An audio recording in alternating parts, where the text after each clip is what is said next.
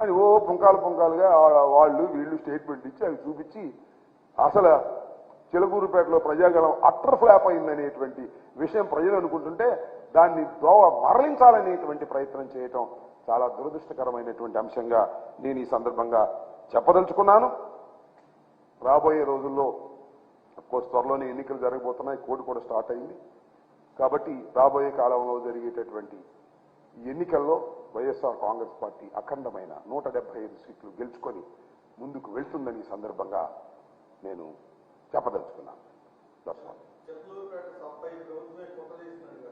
మాకేం పని ఒక విషయం మనం చేస్తున్నా,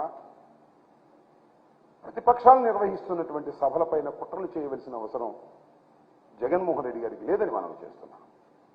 నేను ఒకటే చెప్పదలుచుకున్నాను, రాష్ట్ర ప్రజలు చూస్తున్నారు.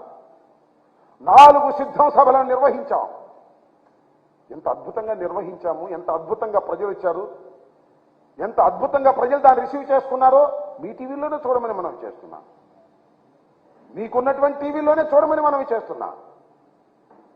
మీరు నిర్వహించారే, జెండా సభ నిర్వహించారు పవన్ కళ్యాణ్ గారు మీరు కలిసి. ఇవాళ చిలకూరుపేటలో ప్రజాగళాన్ని నిర్వహించారు మీరు, పవన్ కళ్యాణ్ గారు, మోడీ గారు కలిసి నిర్వహించారు. అది 2 సభలు కూడి మా ఒక్క సభతో పోల్చగలరా మీరు? ఒక్క సిద్ధం సభలో ఈ 2 సభలు కూడిన 28 కూడా లేదు. That is the fact. కారణం ఒక్కటే, ప్రజాబలం. జగన్మోహన్ రెడ్డి గారి సభలంటే ప్రజలు తరలి వస్తున్నారు. మీ ఉమ్మడి సభలంటే ప్రజలు తరలి రావడం లేదు, తోలినా రావడం లేదు. మీ మీద ప్రేమ లేదు, ఎందుకంటే మీ పరిపాలన వారికి నచ్చలేదు. జగన్మోహన్ రెడ్డి గారి మీద ప్రేమ ఉంది, కారణం వారి పరిపాలనలో ప్రజలు సుఖశాంతులతో ఉన్నారు. 2,72,000 కోట్ల రూపాయలు బటన్ నొక్కితే అకౌంట్స్లోకి వేసినటువంటి ప్రభుత్వం ఇంతకు ముందు ఎప్పుడైనా ఉందా? లేదు. భారతదేశంలో ఏ రాష్ట్రంలో అయినా ఉందా? ఒక్క జగన్మోహన్ రెడ్డి గారి ప్రభుత్వం తప్ప. అలాంటి ప్రభుత్వాన్ని ప్రజలు ప్రేమిస్తారు. ఎంత దూరమైనా ఆ ప్రయాణం చేసి ప్రజలు వస్తారు. ఇది సత్యం, ఇది వాస్తవం.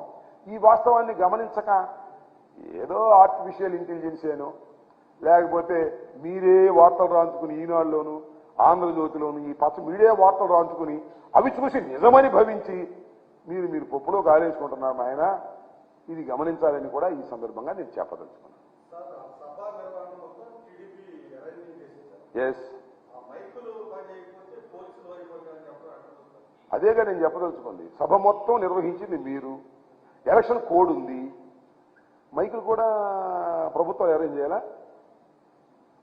లేకపోతే పోలీసు వారు మేము ప్రభుత్వాలు వైఎస్ఆర్ కాంగ్రెస్ పార్టీ వచ్చి మీ మైకులు మేము అరేంజ్ చేయాలి అని చెప్పండి, నాకు అర్థం కాలా? లేకపోతే మేమే మీ జనాన్ని దోలాలా? What it is simple. మీ వైఫల్యాలను ఎదుటివారి మీద నెట్టడమే మీ ఉద్దేశం. మీ అభద్రతా భావాన్ని ఎదుటివారి భద్రత లేదనేటువంటి మాటలు మాట్లాడుతున్నారు. చేతగాని మాటలు మాట్లాడుతున్న ఓ చంద్రబాబు, నీ పని అయిపోయింది. Over. After this election you will exit from the politics. మీ అబ్బాయి కూడా ఎగ్జిట్. మీ అబ్బాయికి అసలు క్వాలిఫికేషనే లేదు. పాలిటిక్స్లోకి రావడానికి ఇంతవరకు క్వాలిఫై కాలేదు, ఎక్కడ గెలవలేదు, మినిమం క్వాలిఫికేషన్ లేదు. ఇంటర్మీడియట్ చదవాలంటే 10th క్లాస్ పాస్ అవ్వాలిగా, ఎంబీబీఏ చేయాలంటే ఇంటర్మీడియట్ బైపీసీ పాస్ అవ్వాలిగా. అయ్యేవి క్వాలిఫికేషన్ లేవు. ఒకసారి మంత్రి అయ్యాడు, ఇంతవరకు క్వాలిఫికేషన్ సంపాదించలేదు. So after this election Chandrababu Naidu garu will exit from the politics. వారితో పాటు వారి కుమారుడు కూడా శ్రీమద్ రమారమణ గోవింద్ అని ఈ సందర్భంగా చెప్పదలుచుకున్నాను. వాళ్ళ ఇష్టం.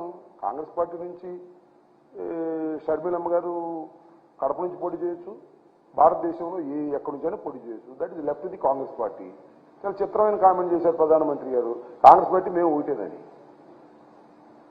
ఇలా ఉంటాయి రకరకాల. ముందు మీరు అది నేను చెప్తుగా అవసరం లేదు, కానీ అసలు ఆ రోజు చంద్రబాబు నాయుడు గారు ఏం మాట్లాడారో, పవన్ కళ్యాణ్ గారు ఏం